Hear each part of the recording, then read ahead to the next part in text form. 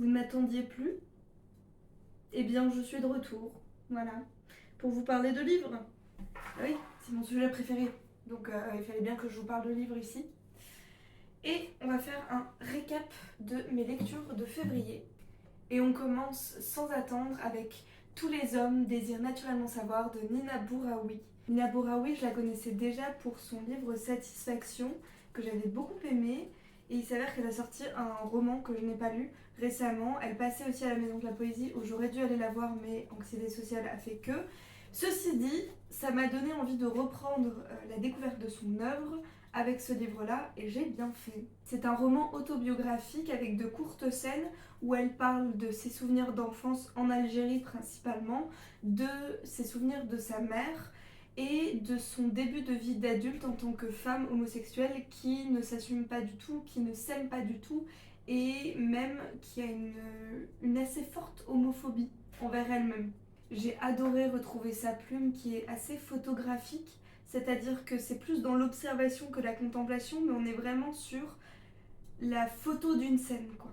Le fait qu'elle mêle le sujet de l'enfance où se comporter comme un garçon, avec des grosses guillemets, n'était pas un problème, le début de vie d'adulte en tant que femme homosexuelle dans une grande ville en France, et ce rapport assez particulier à sa mère, un rapport qui m'a beaucoup parlé parce que à la fois elle idéalise complètement sa mère, à la fois elle cherche à la protéger. Il y a quelque chose de vraiment d'ordre anormal, disons. Je commence à vous parler et j'en oublie mon café, dis donc. Le deuxième livre dont je veux vous parler, c'est Arbre d'hiver de Sylvia Plath. Je vous en ai fait une lecture sur Instagram que je vous invite à découvrir, sur un poème qui m'a rappelé un souvenir d'enfance. Arbre d'hiver, c'est un recueil qui est post-mortem et qui regroupe un large panel, disons, de sa poésie à différents moments de sa vie. C'est pourquoi j'ai commencé par Arbre d'hiver et non pas par Ariel.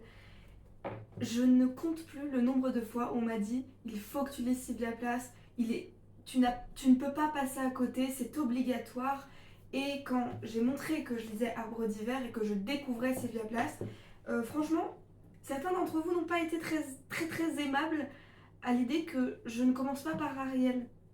Calmez-vous, je vais lire Ariel, vous en faites pas. Je voulais vraiment juste commencer par un recueil qui regroupe un large panel, comme je vous l'ai dit, et surtout plusieurs moments de sa vie, parce que ça m'intéressait d'avoir l'avant, surtout, et les raisons de pourquoi tout ce malheur, pourquoi toute cette dépression. Si vous ne connaissez pas Sylvia Plath, c'est pas joyeux, voilà, pour résumer. Étonnamment, contrairement à ce que beaucoup ont prédit, mais je lirai Ariel et tout changera peut-être, ça n'est pas un énorme coup de cœur. Voilà, je vous le dis, j'ai beaucoup aimé la vision qu'elle avait de la nature et du grand tout, et la vision qu'elle avait, c'était vraiment se sentir extérieure en fait à cette nature-là.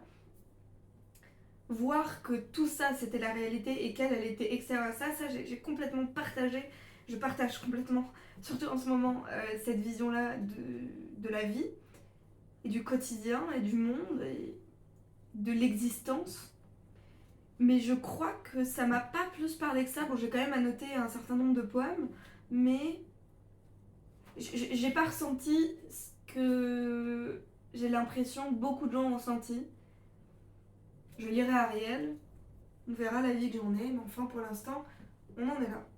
Ensuite, petit aparté pour le prix du meilleur roman point, puisque je suis jurée.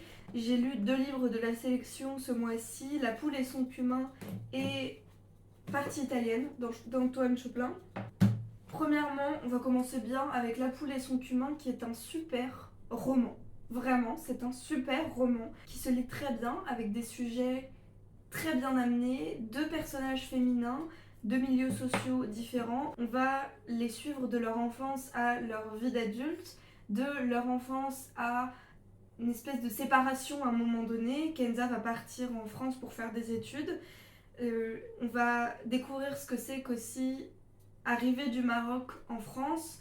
Il y a plein de sujets vraiment très intéressants qui sont abordés, que j'ai... Pourtant, ce genre de thématique revient pas mal dans les différents livres du prix, Mais là, j'ai trouvé que c'était vraiment, pour l'instant, celui qui l'amenait le mieux. Vraiment, c'est une super histoire, c'est un super roman que je vous conseille absolument de lire. Le deuxième livre que j'ai lu, et je vais aller très très vite dessus parce que c'est un livre que je vous déconseille. Je sais même pas si j'ai le droit de vous dire ça, mais Partie italienne, je vais vous le résumer très très rapidement. C'est un roman écrit par un homme avec un personnage masculin qui a une vision d'homme et qui, toutes les 2 pages, sexualise absolument toutes les femmes qu'il y a dans ce roman. Voilà. Est-ce que j'ai besoin d'en dire plus pour que vous compreniez pourquoi je vous déconseille ce livre? Je ne fais jamais ça.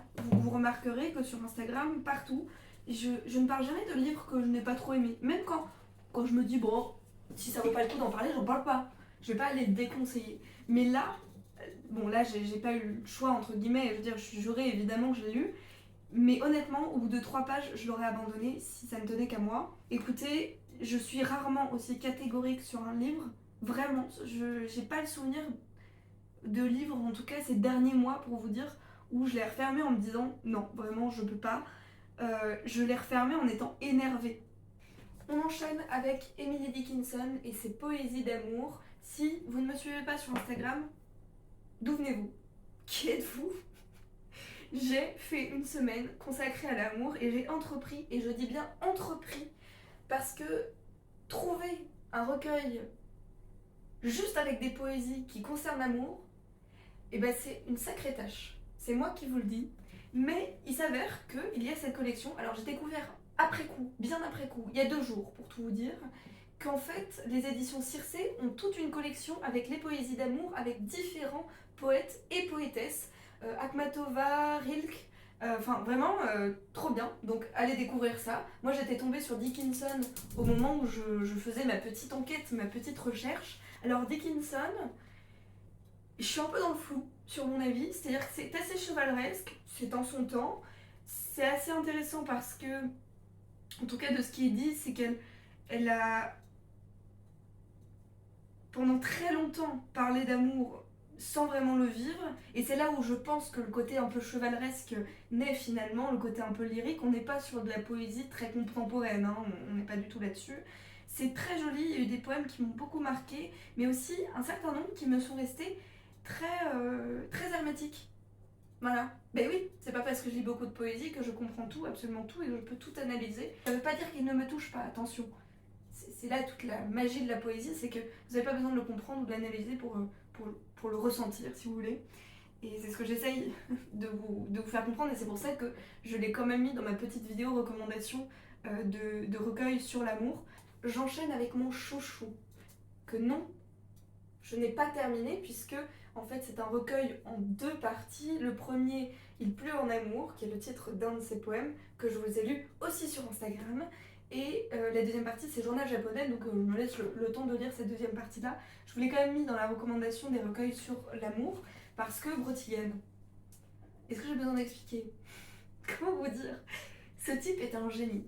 C'est un génie au même titre que je trouve que Prévert est un génie, d'accord? C'est un auteur de fou. Il est fou ce type. Il est fou ce type et je l'aime. Je pense que c'est un espèce d'âme sœur. Tout comme Prévert est un âme sœur, je sais pas, intellectuel de génie. Je sais pas comment vous dire. C'est ce genre de personnage auteur que jamais je n'oublierai. C'est du génie. Il prend des sujets random, il en fait des poèmes, mais des poèmes qui sont complètement éclatés des codes traditionnels de la poésie, avec des sujets qui peuvent être considérés vulgaires même. Là où Prévert, je trouve quand même qu'il y a ce côté peut-être un petit peu plus français, où j'ai pas l'impression que ce soit vulgaire. Bah, lui c'est un hippie, hein. Brotigan, c'est vraiment, faut imaginer le road trip avec un hippie qui vous fait des poèmes sur les paix et sur certains actes intimes. C'est du génie, il y a des poèmes très doux, il y a des poèmes complètement rock'n'roll.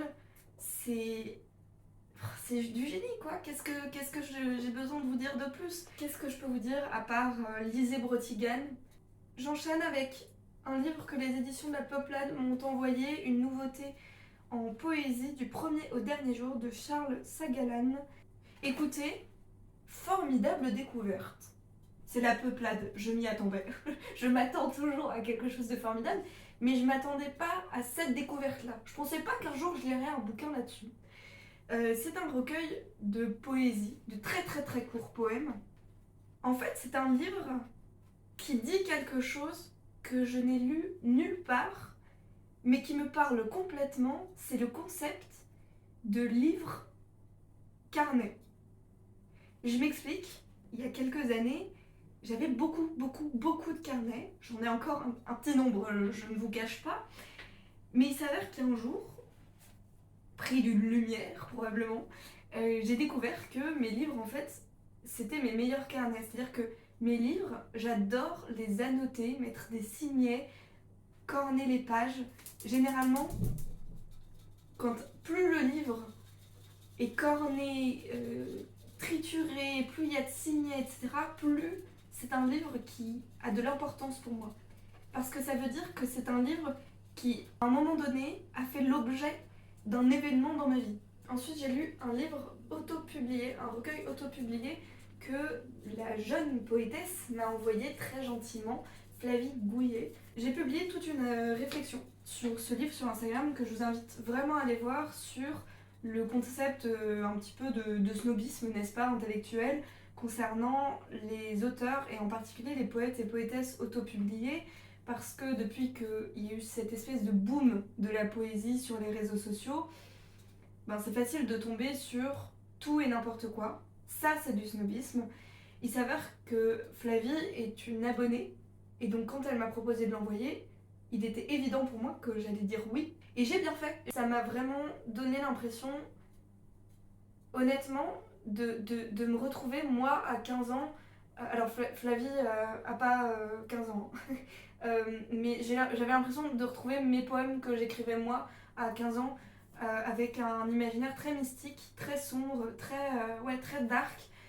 Et avec lequel je me sentais très seule, et j'étais ravie de lire ça parce que j'ai l'impression que ça a soigné un petit peu cette Justine ado qui se sentait seule avec cet imaginaire-là. J'ai eu l'impression que la Justine ado avait quelqu'un pour lui prendre la main et lui dire hey, je suis comme toi. Et vraiment, voilà, sacrée surprise, je suis vraiment très contente, et en plus je trouve l'objet très très joli. J'enchaîne avec ma dernière lecture du mois, mais je veux vraiment terminer, vous allez voir, sur quelqu'un d'assez important. Ma dernière lecture fut Le Cahier d'eau de Germain Tramier. Germain Tramier qui m'a proposé très gentiment, pareil, de m'envoyer son recueil. Je ne suis pas payée pour parler de ce recueil, c'est les éditions Chênes. J'adore cette maison d'édition, c'est une maison d'édition de poésie contemporaine de qualité. C'est tombé entre deux bonnes mains. Les sujets qui sont évoqués, c'est vraiment l'enfance, la campagne, le deuil. Je vous en dis pas plus, il y aura peut-être deux contenus sur ce recueil-là qui seront faits, encore une fois, avec aucune obligation. C'est juste que ça m'a beaucoup parlé, et ça va me servir, je pense, pour développer un nouveau format que j'ai en tête depuis un moment, mais je trouvais pas tout à fait encore les œuvres nécessaires pour faire ce format-là. Vous allez comprendre tout ça, mais suivez-moi sur Instagram, parce que ça se passera là-bas. Je ne peux pas terminer cette vidéo sans vous parler de la lecture de ce mois-ci. Non pas parce que c'est un coup de cœur, mais parce que c'est une sacrée personne. Oula, je vous la tease, hein. Rupicor, messieurs, mesdames j'espère, surtout, pardon. Un peu de misandrie, ça ne me fait pas de mal. Qu'est-ce qui s'est passé? Il se passe que, je l'ai vaguement évoqué sur TikTok, attention, je traverse une période très compliquée qui s'appelle une dépression.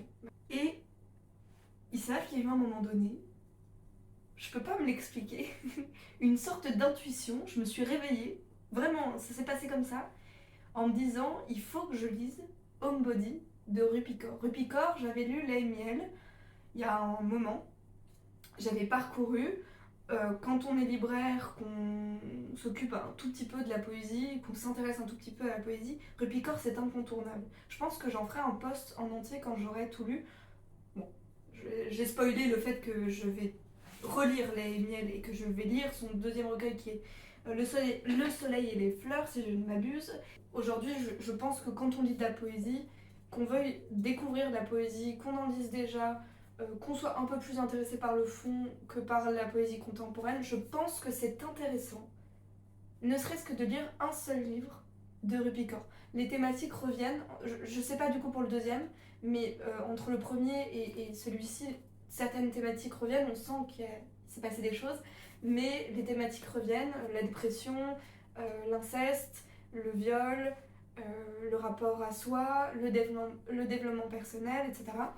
Le développement de soi, disons-le comme ça, parce que justement elle parle du développement personnel et je trouve que c'est intéressant qu'elle-même en parle.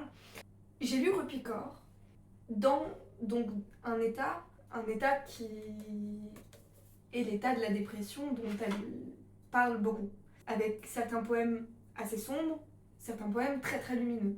Je pense que la conclusion de cette vidéo, au-delà du fait qu'elle est très très longue, parce que je parle beaucoup trop, et que je vais pas finir ce café parce qu'il est très très froid, suivez vos intuitions, lisez des choses aussi très différentes. Abandonnez un livre si c'est un homme qui l'a écrit avec un personnage masculin et une vision masculine. Ça c'est vraiment un vrai conseil, peut-être le plus important. Lisez Brotigan, voilà, je conclurai par ça. Lisez Brotigan, et si vous n'allez pas bien, lisez Rupi Kaur et Brotigan. Dans tous les cas, lisez Brotigan.